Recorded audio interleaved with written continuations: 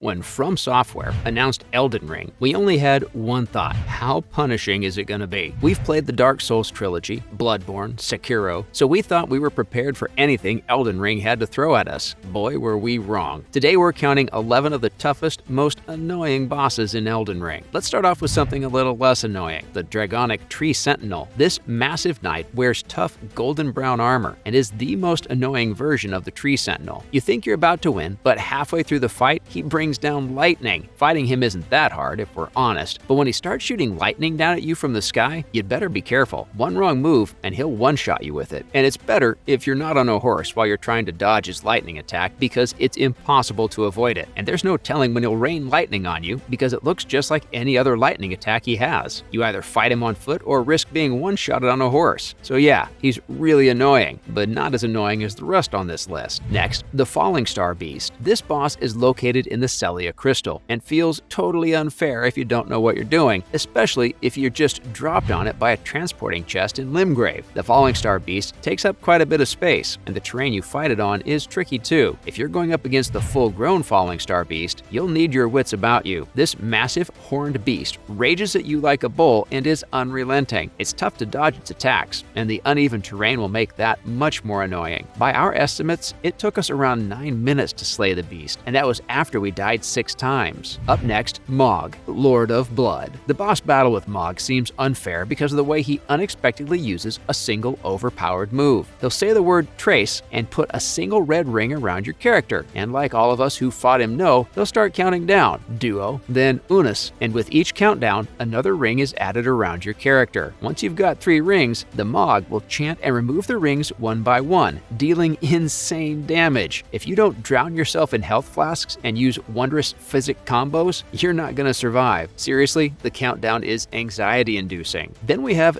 Dragon Lord Plasudasax. How could we forget the terrifying dragon? Now, this fight is optional, but Elden Ring completionists and lovers of exploration will find this duel challenging and really frustrating. You'll find a cool hidden area in the crumbling Farum Azula right before the Black Blade boss. You'll find a lift that takes you down into a crypt and exits outside. From there, go underneath the map, and you'll find an area where you have to lie down to trigger the boss fight. The larger-than-life Dragon Lord is particularly hard because he uses a ton of lightning attacks and can easily one-shot you if you're not careful. What makes the fight frustrating is that he can teleport to random areas of the arena and immediately shower you with lightning. We recommend this boss battle with an endgame build, because if you're not prepared, Dragon Lord Plasudasax will wipe the floor with you. He did it with us. Next on the list is the Fire Giant. When we reached the mountaintops of the giants in our playthrough of Elden Ring, we felt pretty confident that we could slay any bosses that the game had to throw at us next. We've never been more wrong. The sheer size of the Fire Giant made one of our staff members drop the controller. It really is a scary boss. Forget about approaching the giant head-on, because he stomps the ground whenever you get close and tosses fire at you whenever you get close. When you do get a chance to slash his ankle, he thrashes around violently and makes the camera shake, making it difficult to control your movement. The most annoying bit is his ability to roll away from you when you've worked so hard to close the gap. The Fire Giant's more annoying than scary, honestly. Now we have Commander Nile. This next boss feels like he's not going to be much of a challenge once you've defeated the Fire Giant. You see him at first and think, hey, he's just human, the same size as my character too. But once you engage him in battle, you realize that you judged him too quickly. The player can summon Spirit Ashes during the fight, but Commander Nile counters that by summoning 2 deadly banished Night Spirit Ashes of his own. The 2 creeps are so annoying to fight. Whenever you roll away, they rush to attack you. And even if you manage to destroy the 2 fighters, Commander Nile is a different story. He's got a huge health bar and attacks that can cripple you in a matter of seconds. His stomps deal out frostbite and lightning damage, and he's got a long-range halberd that you have to dodge too. Sure, beating him isn't necessary to the plot, but Elden Ring completionists need to bring Nile down if they don't want to miss out on a major late-game region. Up next, Astel, Natural Born of the Void. When you come across the area surrounding Astel, you're treated to a breathtaking night sky. It's a starry night, and it makes you think of Van Gogh, and the fight that comes next makes you hate everything. If you want to get the iconic Moonlight Greatsword at the end of Ranni's questline, you'll have to deal with Astel, Natural Born of the Void. And dealing with Astel was just angry noises, followed by more angry noises. The worst part is when it teleports right above your head and one-shots you if your health's not full. You don't get time to reorient the camera or yourself when Astel drops his tushy on you, and it's especially frustrating after working hard to whittle down its health only to be insta-killed by it. And then we have the God's Godskin duo. The battle with Godskin Noble and Godskin Apostle felt really similar to the Ornstein and Spock battle from Dark Souls. The one in Dark Souls is one of From Software's most unique battles, and Elden Ring tried to recapture the magic with the Godskin duo, but it didn't quite work for us. Dark Souls wasn't an easy game by any means, but the fight with Ornstein and Spock was balanced. You could separate the two by using the room's pillars, and the second phase of the fight had the two enemies combined to form one. Sure, you've got pillars in Elden Ring to separate the Godskin duo, but what makes the fight frustrating is the fact that they share a health bar. If you kill one, the other revives it. It's not impossible to defeat the duo though. You can deal bleed damage and use summons such as Mimic Tear to gain the upper hand, and we've also used sleep pots to knock out one Godskin while tearing into the other, and the reward for beating the duo? 170,000 runes, which is less than the previous bosses you fight. Not worth it. Now, the Elden Beast. From Software doesn't take it easy on players. Any boss they create for a game is probably going to wreck you 10 ways to Sunday, but the Elden Beast as the final boss is just unfair. Get this, if you want to face the Elden Beast, you have to defeat Radagon of the Golden Order. That's every time you want to face the Beast. If you failed to defeat him in the first game, guess what? It's Radagon all over again. You have one set of flasks, and there's no Site of Lost Grace to use as a checkpoint, so you've got to think about a long-term strategy. How's that fair?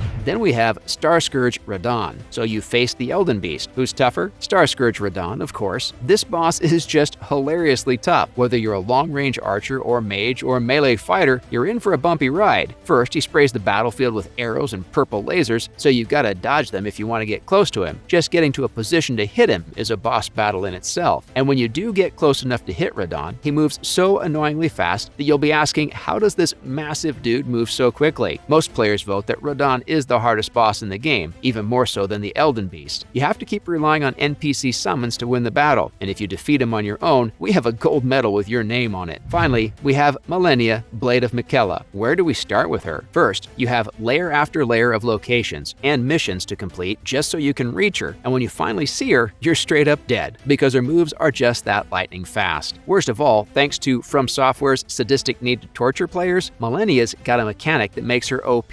She's got regenerative strikes. Every time she lands a hit on you or your summons, her health gets restored. Now, we thought Radahn was tough. Sure, he's hilariously difficult to beat, but Malenia is straight up torture. And that's a wrap. Thanks for watching. Which boss did you find insanely annoying, and which ones did we miss? Tell us in the comments. As always, hit like if you liked our video, and subscribe to our channel for more videos just like this. Till next time.